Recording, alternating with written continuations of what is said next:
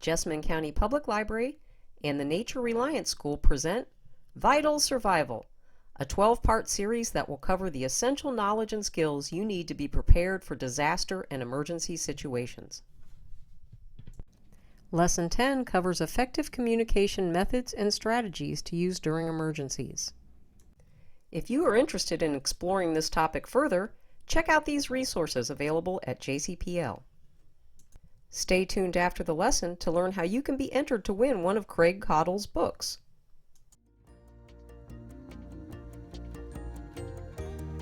All right, moving on to Lesson 10, we're going to be discussing communication. There's a lot of different opportunities for us to be able to communicate with others.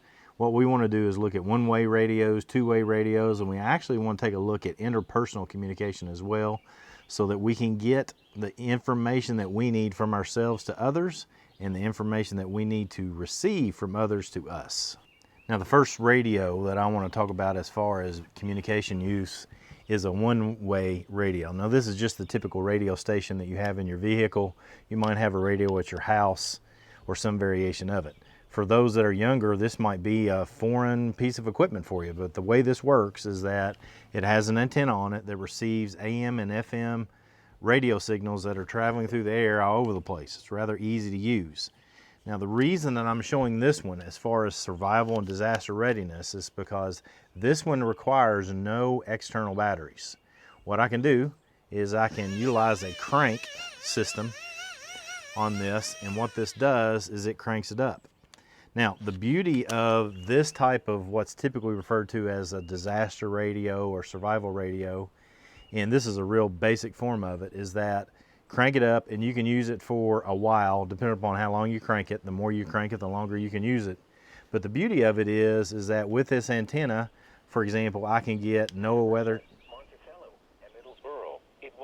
weather stations, I can get AM and FM radio stations, and that way, at least in a survival situation, I can obtain news and stuff of that nature and not have to communicate with anyone at all, just listen to what is being broadcast.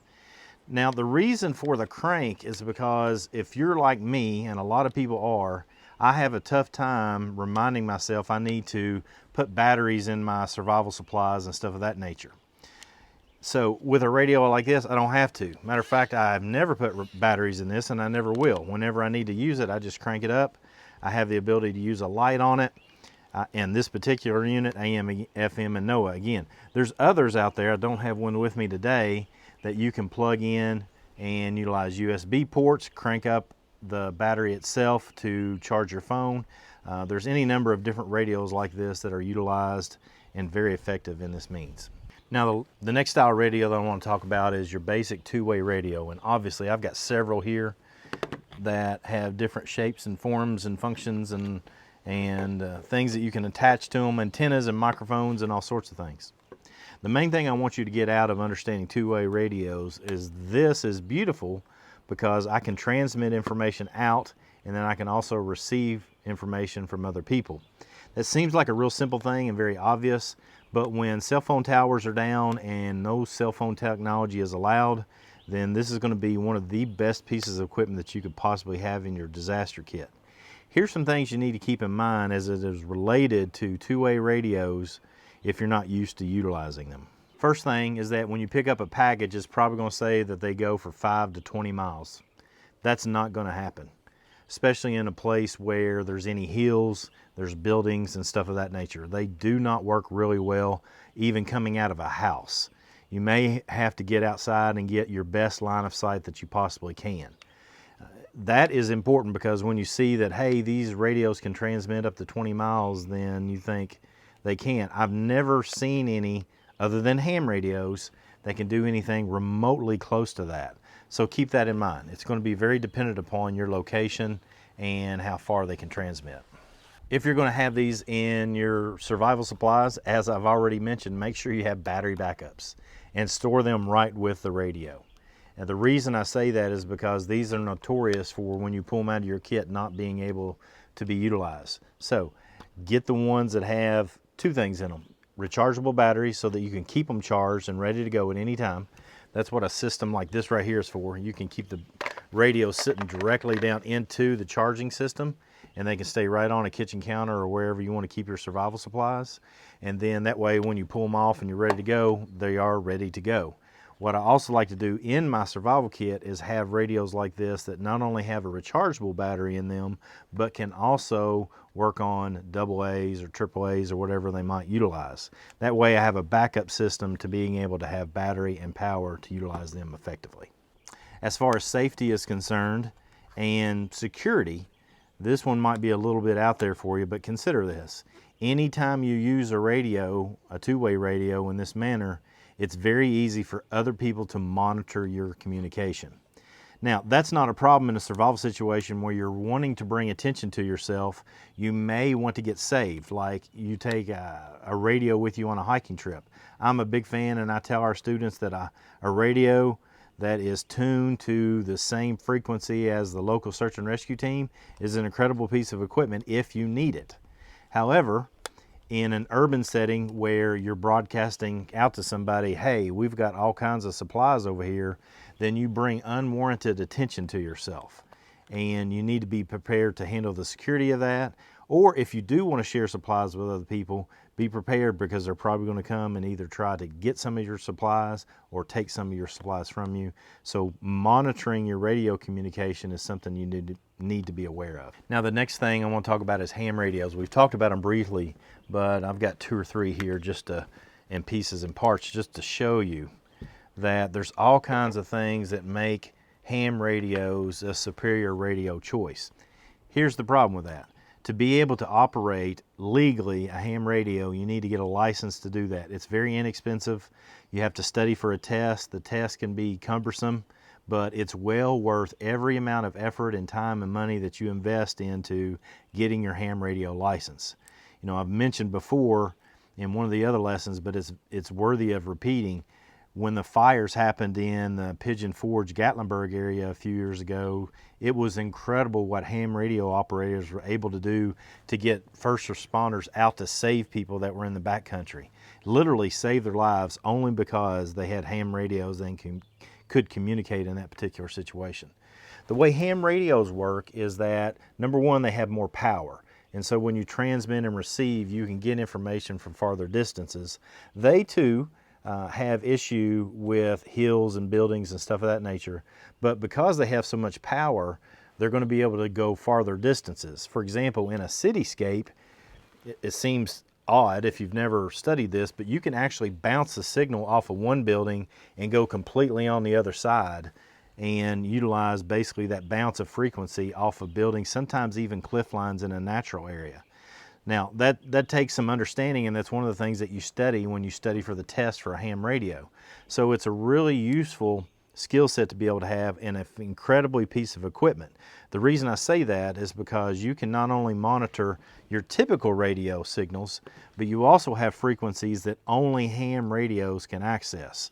And so, for example, with a little training and the ability to know where certain antennas and repeaters are, you can push this signal out and go for hundreds of miles. Matter of fact, if you study really hard, you can take a signal from this little radio, if you know how to do it, and connect to the right repeater and push it all the way across the ocean and go to another country. Now, that takes a lot of effort. I'm not saying that that's something I can do. I cannot do that. But it is one of those things that I have talked to people over 20 miles away utilizing just a ham radio system, because I could connect to certain repeaters and antennas, and they were doing the same, and we could communicate. I briefly want to discuss social media as a means of communication.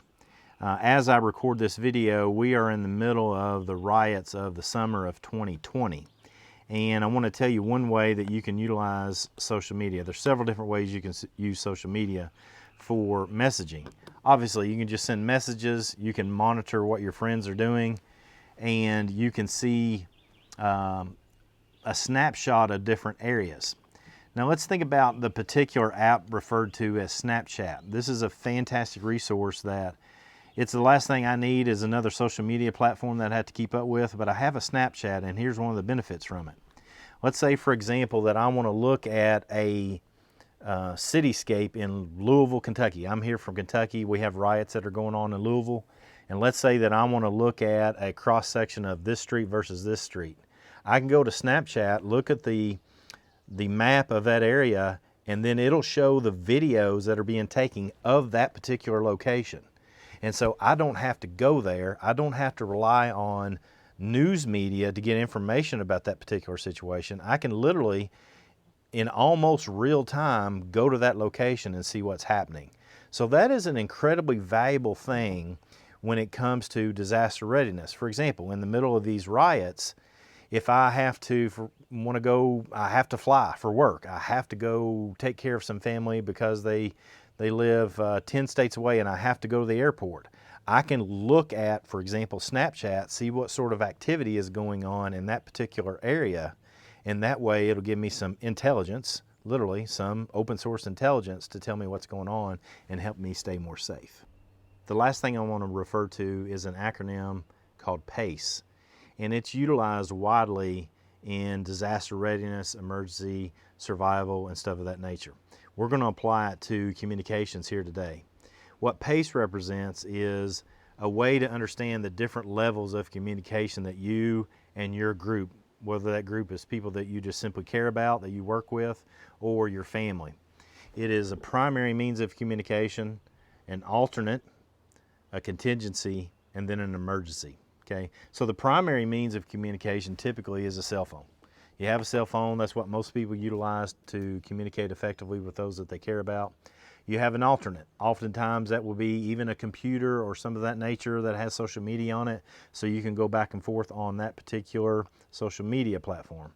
Contingency is the type of communication where, hey, if I can't talk to you, and we have to do this all the time in survival and disaster readiness training, is set up a plan such that if I cannot communicate by our primary and our alternate means of communication, what do?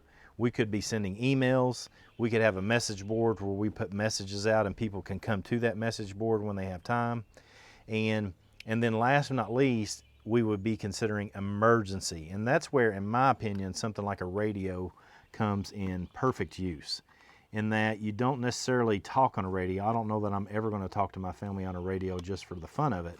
However, having radios available and discussing that ahead of time is incredibly valuable and something all of us need to be doing. Again, PACE is primary, alternate, contingency, and emergency forms of communication. So this has been a look at radio communication, one-way, two-way, ham radio, social media, and a little bit as far as interpersonal skills. So with that said, we have a lot more information in the guide that goes along with this course, so we look forward to you picking that up as well, because there's a tremendous amount of information right there with that booklet. Come on, join in. Let's learn together. If you would like to be entered to win one of Craig Caudill's books, email the correct answer to this question to Les Lehman at lehman@jesspублib.org. What does the acronym PACE stand for? Thanks for watching. Check out the JCPL YouTube channel for more videos in this series.